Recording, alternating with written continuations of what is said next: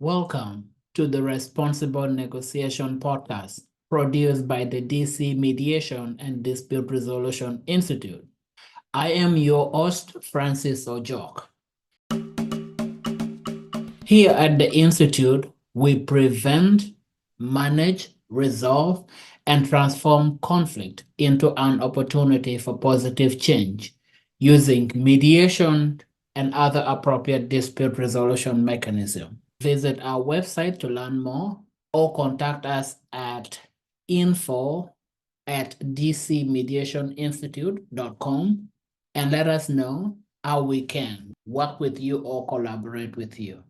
Without further ado, let's get to the show. I know we all want to get away from this dark space, but the more we get away from it, the longer we will stay in it. So let's perhaps stay in the dark for a while and hold each other's hand and see where we go. Professor Alain, do you think there is a question of degree? Meaning, going back to your beginning of your presentation and how long a person is subjected to one image or another, the more that image is fixated and the more they are preconditioned by it. If we apply that to the conflict between Israel and Palestine, or rather the Israeli-Palestinian conflict, because it's not quite so simple, do you think that the two sides have been exposed for so long and so intensively to particular narratives that it is unreasonable, unrealistic, maybe even unfair to actually expect one side to have empathy for the other side? I'm raising the idea of a question of degree. Might it reach such an extreme situation, and have we reached that extreme situation, that in fact the first stage to reaching a solution is creating a safe haven for both sides, safety from each other, if necessary, by the use of force? And this is the problem. Have we reached a point where now the only way is not to wait until the war is over, which I've heard too many times already, because waiting until the war is over means waiting until even more people have been slaughtered by one side or the other. But are we reaching the point where now, if necessary by force, safe haven has been created for both sides to allow the temperature to start to come down a little bit, and then they can start perhaps to have empathy and see how the rights of each side could be achieved in a way that is not a threat to the other side? So there are two problems. One is how to achieve the right, and then how to get to that point of achieving the rights. Do you think we are at that point, or do you think it is still reasonable to expect empathy by one side for the other to a sufficient degree? Yes. Especially when people from each side will have their own narrative as part of their identity. Even if they have empathy for the other side, expressing it will make them alienated from their own side. I'll end there. Thank you. Yeah, Ramsey, I think you are absolutely right. And how much you have suffered probably has decreased empathy towards the other side to an extent that we need to acknowledge that and not judge it. You see, I should put the quote that I love from Spinoza on this. He says, I strive not to judge human behaviors, not to hate them, not to make fun of them, but to understand them. And in so many ways, what and as I was preparing this talk, I was thinking, God, I mean, it's getting really dark what I'm doing here. And that's what you're saying, the dark side, right? I mean, let's be honest, it has been quite dark for both sides.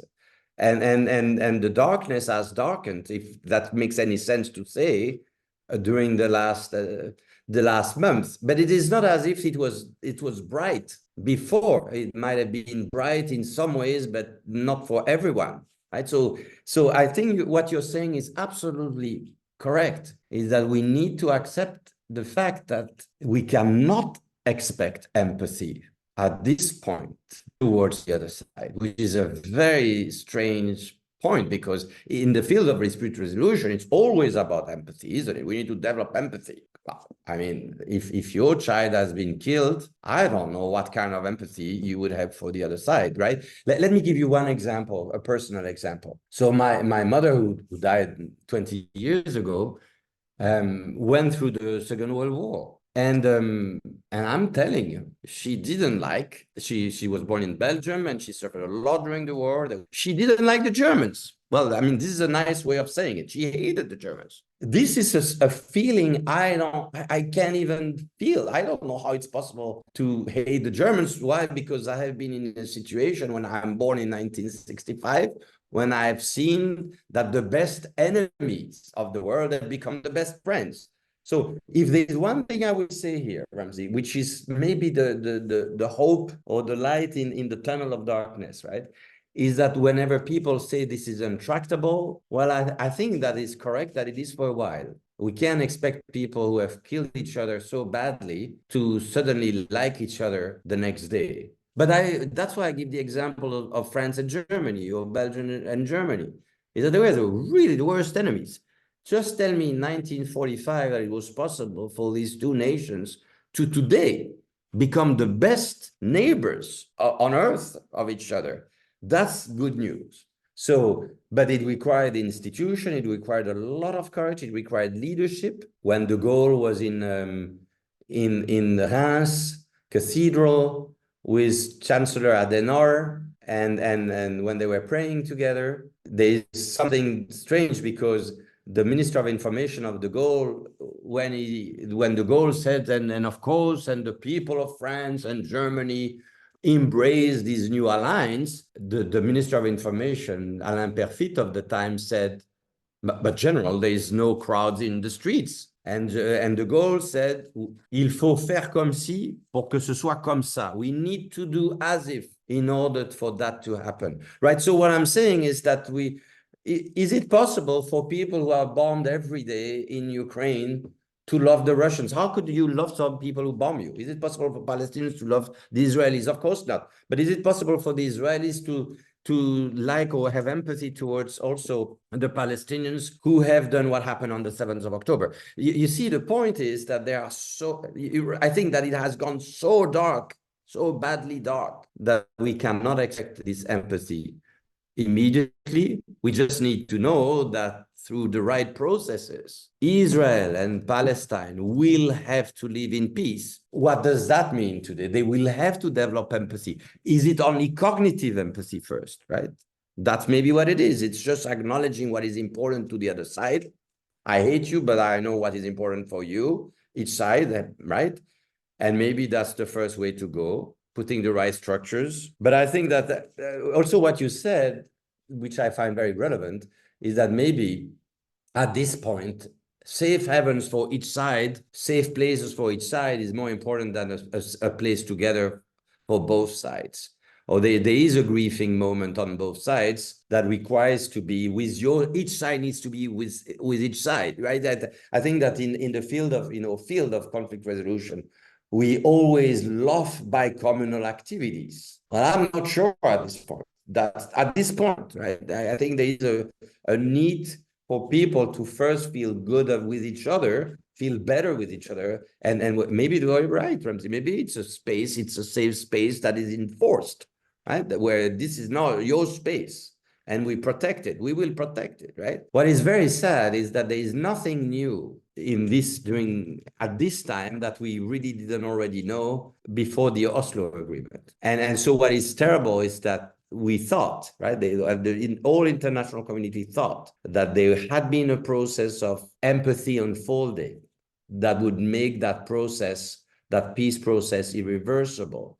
As we know, the expression peace process, everyone makes fun of it in the region.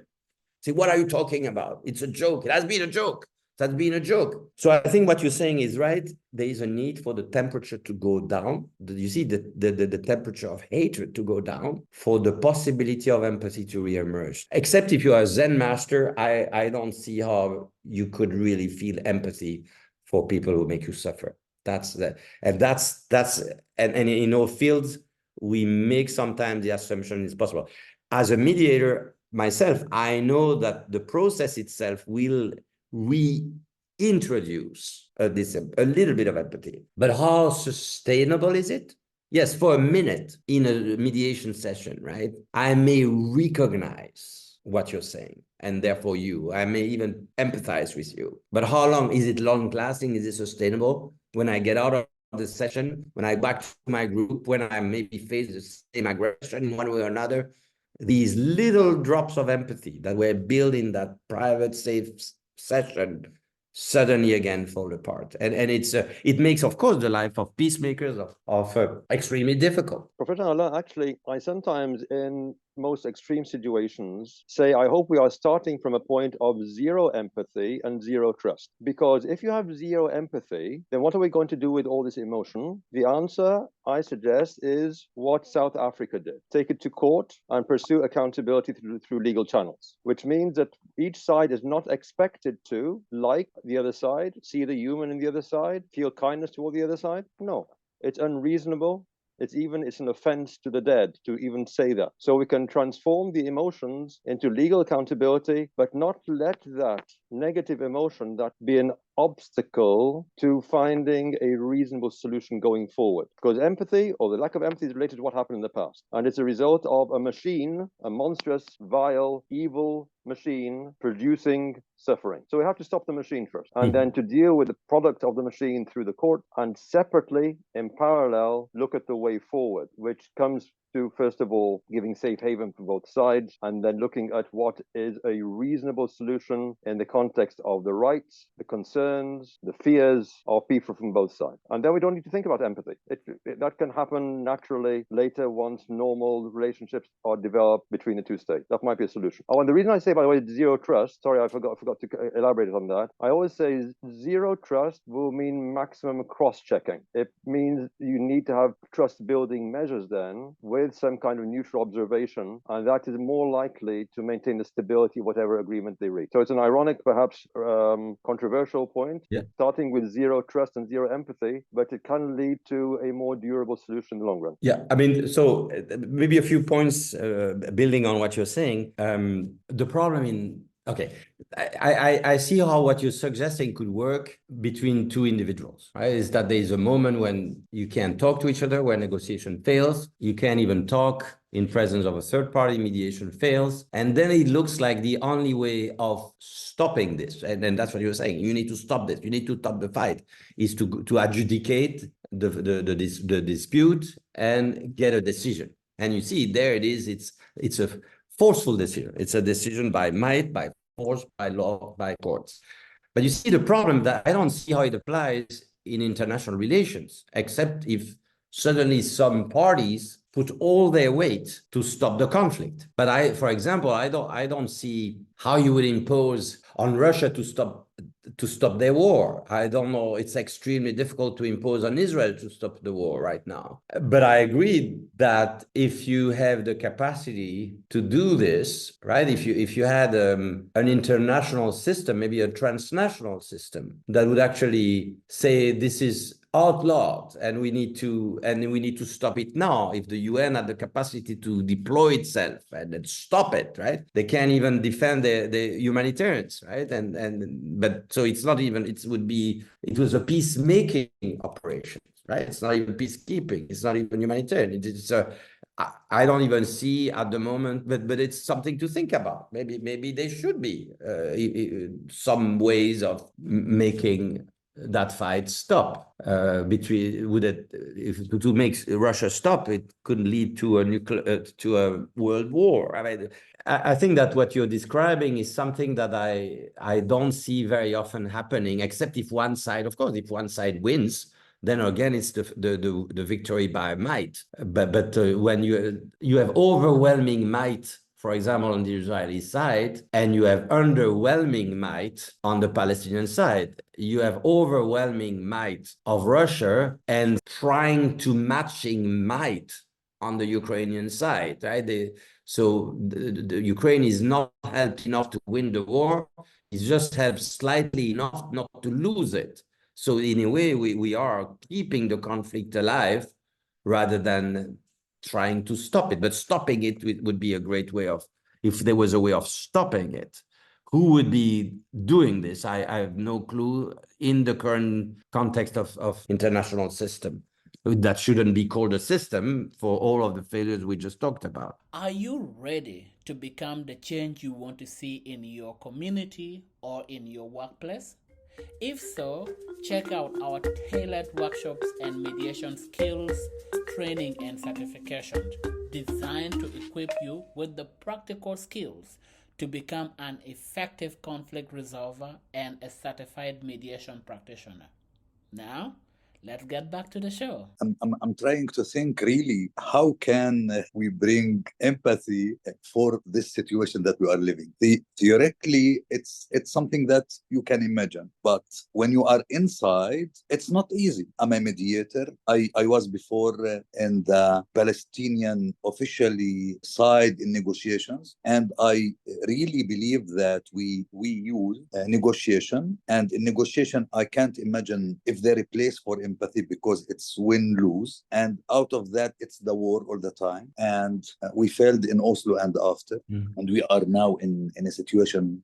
It's very difficult, very complicated, and non-stop. And I'm trying really to think, how can we bring empathy to the table, because there is no table. Even the mediators, when they are talking about the situation, they don't show empathy. So to be honest, I did all my best to put myself in my side and the other side, even my people. Yani, if I start talking about empathy now, my people, they don't want to hear this voice. What are you talking about? Empathy for whom and with whom? And you know what? And for the other side, you can if I say that, you know what, I can understand what I will receive, that wow, good guy, thank you. So Thanks. it's very complicated, Alan. Yani, yeah. I guess I can just say two things here. Many of us who have been in Gaza or in the West Bank or in Israel have this sense that, I mean, of empathy at different times for what is the most horrible things that are happening, right? So I was in Gaza a few years ago, and I was there with different groups of people. I was there with some kids, many wonderful kids, and all the images coming from Gaza absolutely break my heart. And it's the same way I felt when I saw the images of what happened on October 7th, how people in their lives were slaughtered the way they were. So what I want to say is that and I felt also when I was in the West Bank, there are some places where the occupation is so hard, the cages so inconceivable for any human mind, that the fact of going there, feeling what it is to live there, makes you keep that empathy. And the overwhelming feeling I have right now is absolute sadness. When I was in Gaza, I said, I don't want you to die. When we were discussing issues, I said, I don't want you to die. And when a few months later, there were some actions, and there were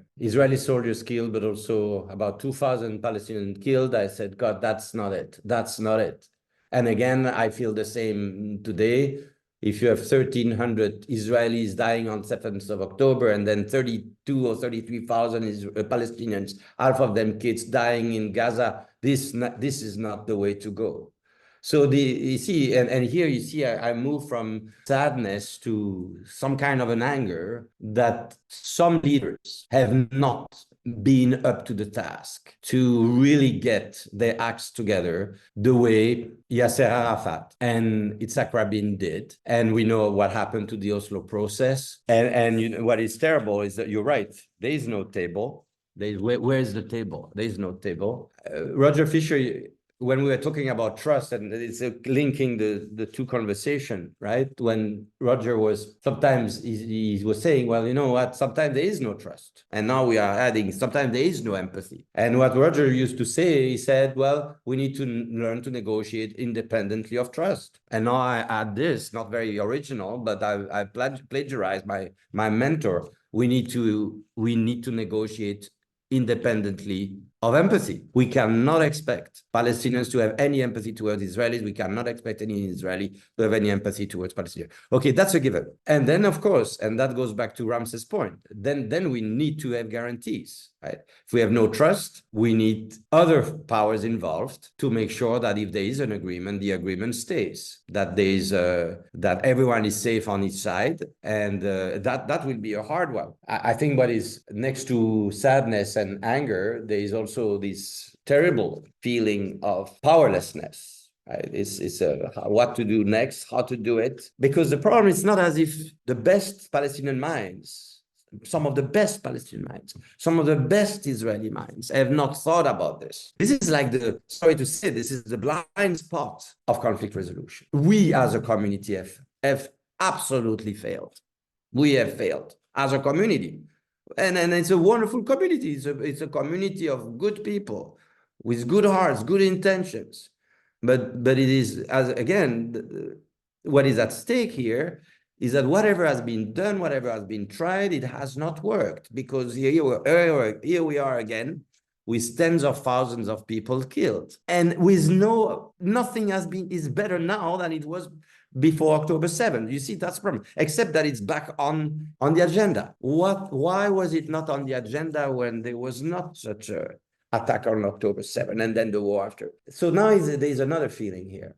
It's a feeling of absolute stupidity. Let me say what I mean by that. You see, France and Germany had a war in 1870, and one side won. Then there was another war in 1914, and then the other side won in 1918, and was humiliated afterwards in the Versailles Treaty. And then there was another war in 1939 that led to the victory of Germany in 1940, Germany being defeated in 1945. So here you have two nations, and you have a lot of people dying, millions of them dying, and that's stupidity, isn't it? Because the same cycle is happening over and over and over, and nothing is done to change it. So the point is that what happened after 1945, with all the failures of the European institutions, is to do the best, and I don't dare to use the word make sure, but nearly to make sure that the members of the European Union, and Germany and France in particular, would never be fighting against each other. And in that sense, that's the good news for us again, my friends, here in this situation,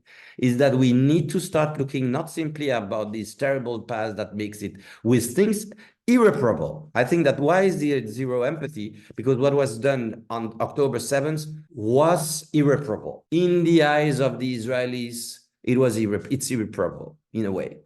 But the same way what is done today in Gaza is irreparable for the Palestinian people. So you see, that's where suddenly we are in that situation where you cannot expect that empathy, you cannot expect the trust, and still you have to figure out that this narrow path to work on how to do a better job so that history doesn't repeat itself again, right? So, and because it's not simply about getting people at the table. There were many tables. It didn't work. It's working on not simply guarantees. It's much more than that needs to be done. And knowing that on both sides, there are people who don't want that peace, who prefer to stick to their dreams or them, which is the nightmares of others, than to start thinking about what is realistic, what could be actually achieved versus what the dream of expelling the other side, absolutely expelling the other side of the region. Are you ready to become the change you want to see in your community or in your workplace?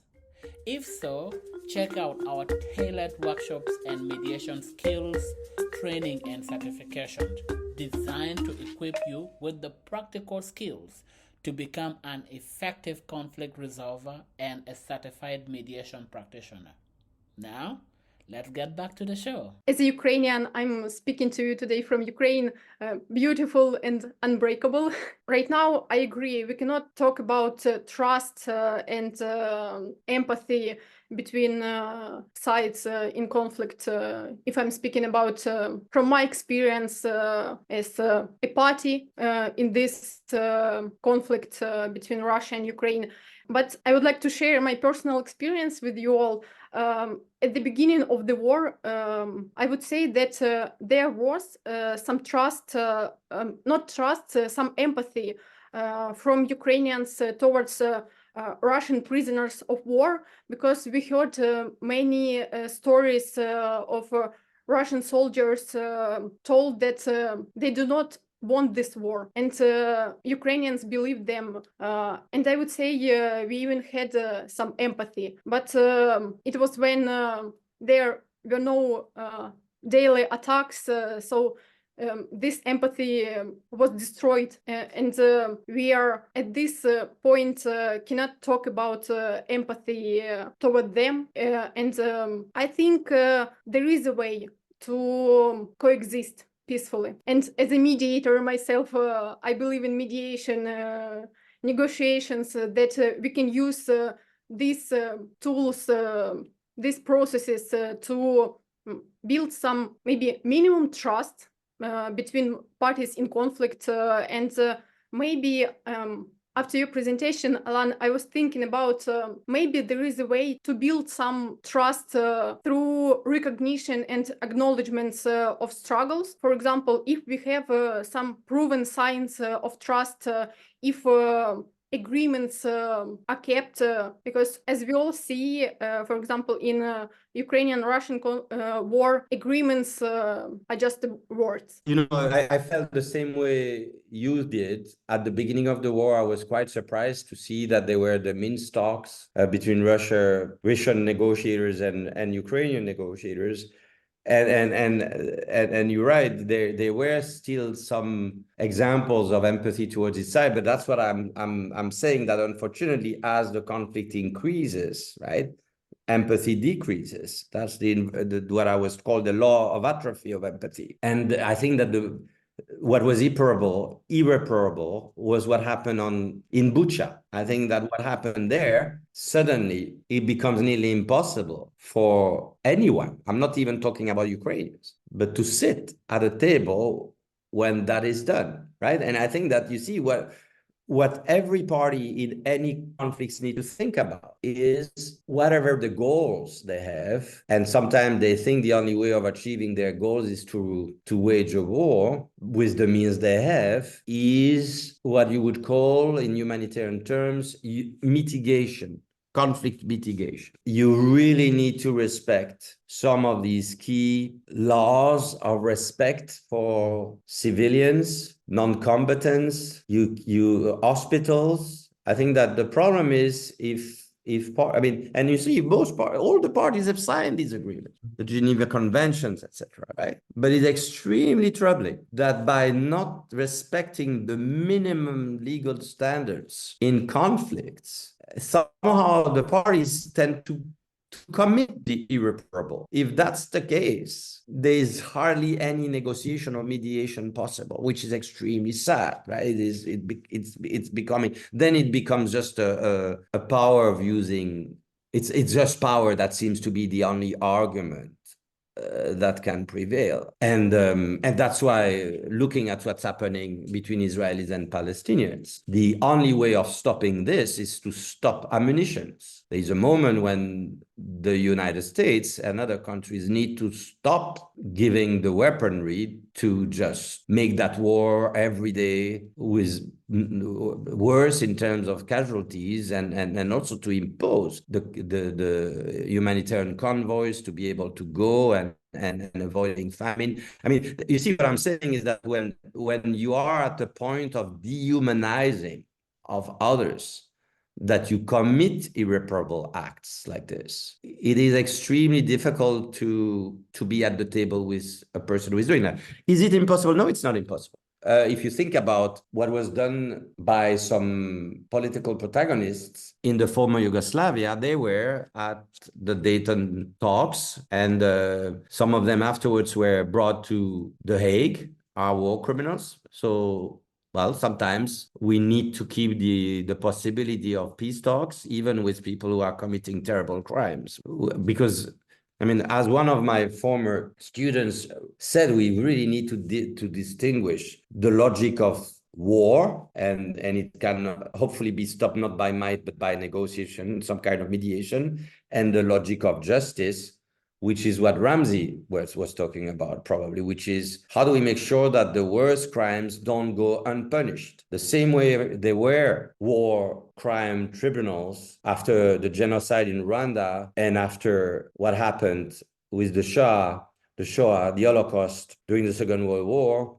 I think that the moment we start having war crimes or crimes against humanity, we need to distinguish the need to stop the war, but we can go with impunity in the long run. But these are two separate questions. We need to separate these two questions. It's terrible to say that for people who are the victims, but their priority right now is to stop the slaughtering. Stop this as fast as possible and build that some kind of a just peace, up to then justice and history to make the judgment of. We will see what history will think about Putin or Netanyahu. We will see how history judge. Are you ready to become the change you want to see in your community or in your workplace? If so, check out our tailored workshops and mediation skills, training and certifications designed to equip you with the practical skills to become an effective conflict resolver and a certified mediation practitioner. Now, let's get back to the show. I've had conversations about the logic of justice, and I feel very strongly that there needs to be, in terms of sustainable peace, some form of justice. In terms of empathy, what I've been looking at, facilitating empathy circles, because in this process, there is no goal of agreement. I think there is so much pain that agreement would lead to some type of moral equivalency. So the opportunity just to hear, really, really hear someone and their grief and their pain and suffering, and reflect back what you heard without judgment, without agreement, without any kind of acceptance to be required.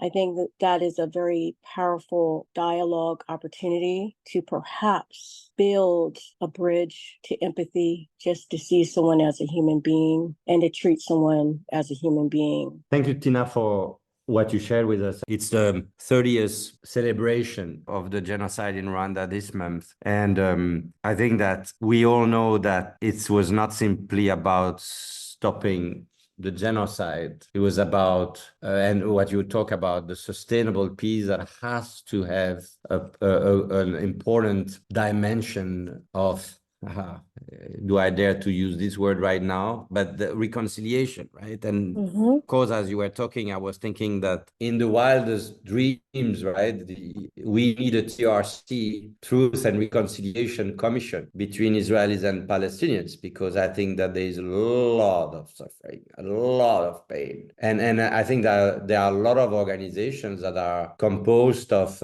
mothers, parents, relatives of people who have been killed and work together. So that's and they work with the methods that you described that are extraordinary methods, second nature methods of empathy building. Okay, Yes. This is be another thing, but that's when you were describing so well how if you have these listening sessions where people can really say everything they went through and all the pain they have, and because that's also what was happening in the Gachacha in Rwanda, but also what must happen in any place when they've been suffering. The fact that I can speak about my pain, that I sometimes can be acknowledged by the other side about my pain, that's the problem, isn't it? Because it's not, I want to hear from the other side somehow.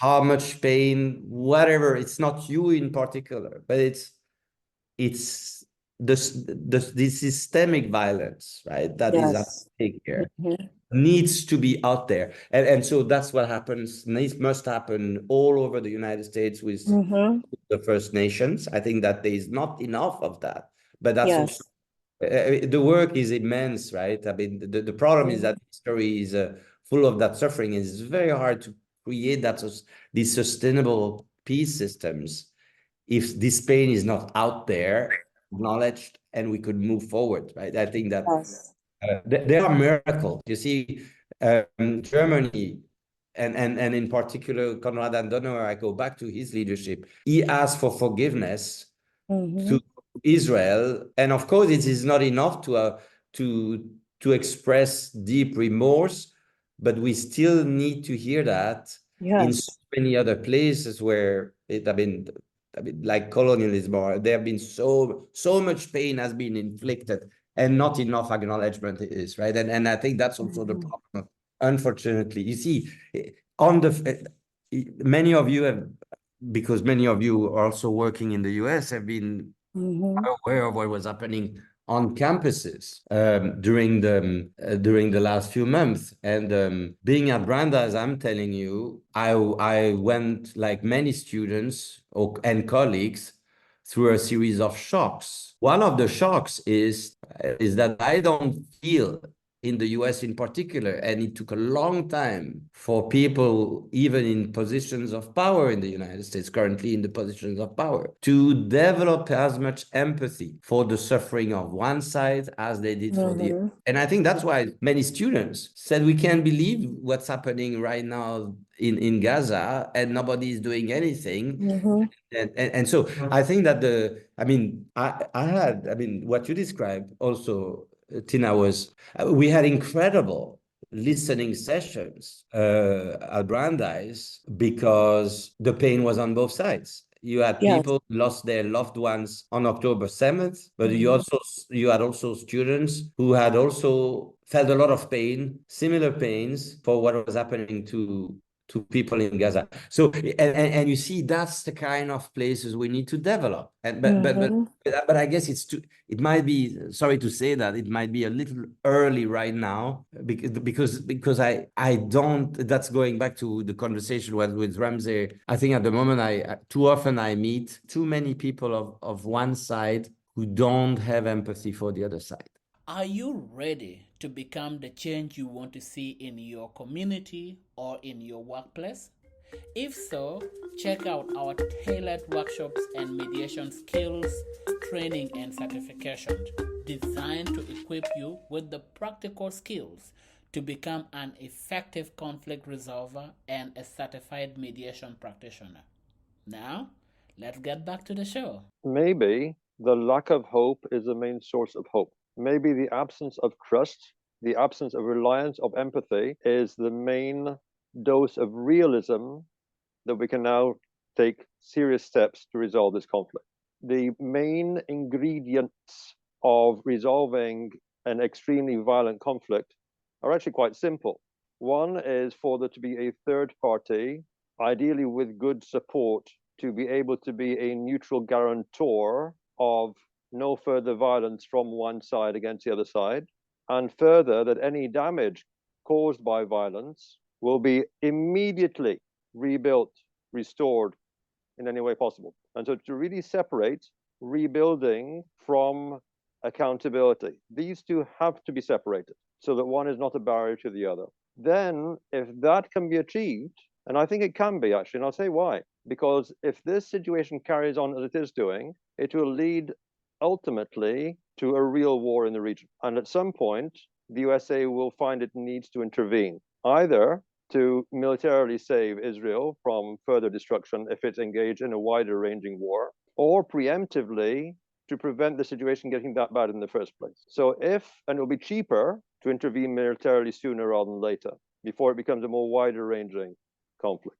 And so here lies the hope. I think, like I said before, an enforced separation or disengagement of forces, and then a ceasefire backed up by guarantor or guarantors, that any damage is straight away fixed, it doesn't matter who is responsible, and separately pursue who is responsible and make whoever is responsible pay for financially for the work that had to be done to repair the damage. This formula can be effective. I think the failure, even failure to respect Geneva Conventions, means no trust in any side to do anything. That means we don't need to be so lazy, sorry to use that word, hoping for trust or humanity or empathy. And once we get real about it and say, okay, we cannot trust one side or the other, we can't expect either side to trust the other, forget trust, forget empathy, we have to now prevent the evil machine that is generating suffering.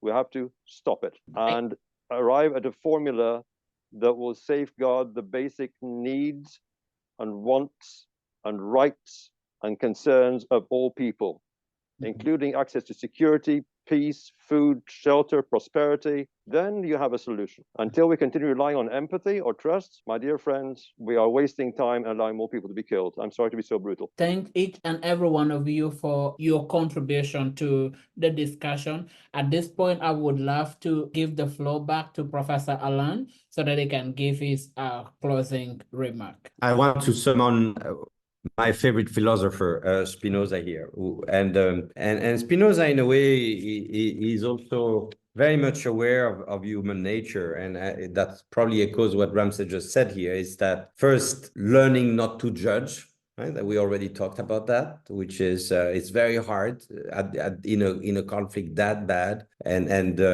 the second point that he says, and that goes back also to what Tina said earlier, that you can out-mean the mean. But what Spinoza would say is that the only way of, and that would be nearly a quote from Martin Luther King, the only way of overcoming all of this hatred, and that's probably the positive things here that he's mentioning, is that love is a very good tool, actually, against all of this bad stuff. You know, love and a little bit of...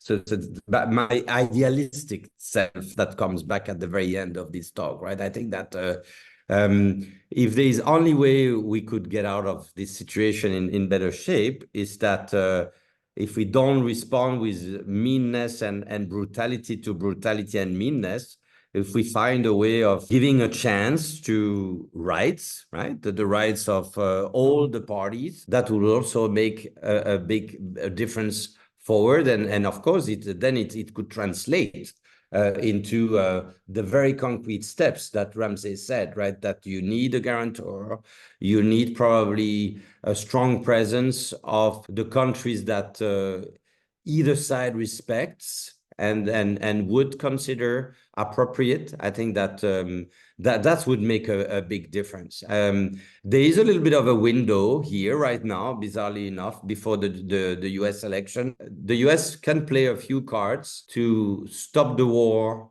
much faster than any other country. And then we have the incredible also support of Qatar and other countries that have, Egypt and others who have been working so hard to make sure that on one side, some of the hostages would be released, and also on the other side that there would be a ceasefire. So I think that, I mean, if some of this is in place, I think that maybe all of this was a blessing in disguise, in a way, right? That all of these bad stuff that had been happening could actually lead to an outcome that could be better than we could ever expect. But I think that's maybe without the empathy first, without the trust first, and building it. And I like with this circle of empathy that Tina talked about. I would just say that empathy is the consequence of the circle and not the prerequisite. That's how I would stop. Thank you so very much. There is a lot of things to talk about. Unfortunately, we cannot cover everything in one session. I therefore hope you will join us for the second session next Thursday. Thank you for listening. We hope you enjoyed today's episode. You can support us by leaving a 5-star review. And if you haven't already, please subscribe to this podcast to stay informed whenever we upload a new episode. See you in the next episode.